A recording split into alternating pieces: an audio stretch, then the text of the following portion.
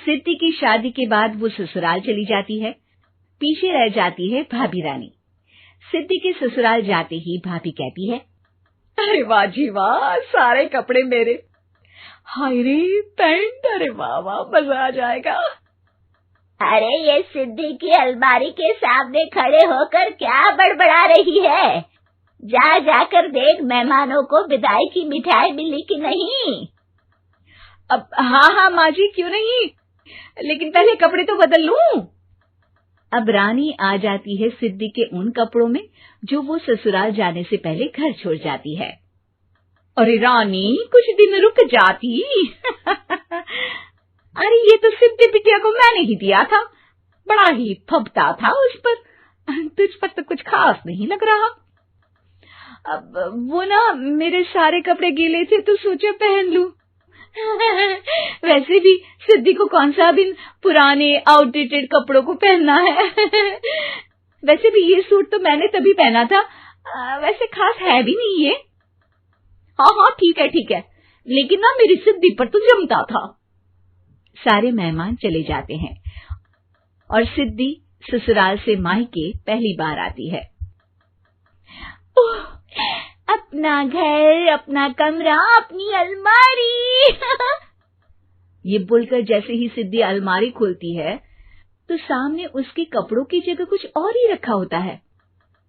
माँ, जरा कमरे में तो आना। सास और रानी वहां पहुंच जाते हैं।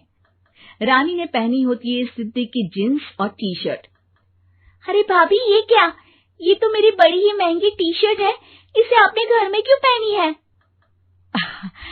अरे बहुत मिलती है दीदी ये चौक की मार्केट में, 150 में।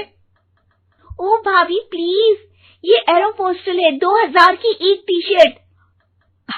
ओहो, 2000 में तो दीदी 4 साड़ी आ जाए। अब क्या बोलूं? भाभी, ये मेरी अलमारी में छोटू के कपड़े, तो मेरे कपड़े कहाँ हैं? मेरी अलमारी में? अब दीदी आपको कौन से पुराने कपड़े पहनने थे? माना भाभी, लेकिन मैं जब घर आती तो यही सब पहनती ना। अरे तुम तो बड़ी कंजूस हो दीदी। खैर, वक्त आता है जब सिद्धि ससुराल के लिए रवाना हो रही होती है। अरे रानी, अंदर से सिद्धि का गिफ्ट ले आ, लड़की पहली बार ससुराल से मायके आई है। रानी अंदर जाती है और एक सिंपल सी साड़ी लेकर बाहर आ जाती है। ये लीजिए माँ जी। सास बेटी को गिफ्ट देकर ससुराल भेजती है। अगले दिन रानी एक सुंदर सी साड़ी पहनकर सामने आती है। अरे रानी, ये तो वो साड़ी है जो मैंने सिद्धि को देने के लिए दी थी जब वो ससुराल ले जाती, लेकिन ये तूने कैसे पहन ली? अरे माँ जी, ये साड़ी तो मुझे बहुत पहले से ही पसंद थी, लेकिन चिंता ना करिए, मैंने सिद्धि के लिए भी अच्छी सी साड़ी दी है। हाँ। तभी सिद्धि का फोन आता है। क्या माँ, कुछ अच्छा तो दिया होता ससुराल ले जाने के लिए। अरे पहले दिखा दिया होता। ये चमकते हुए पैकेट में नौकरानी वाली साड़ी मत दिया करो माँ।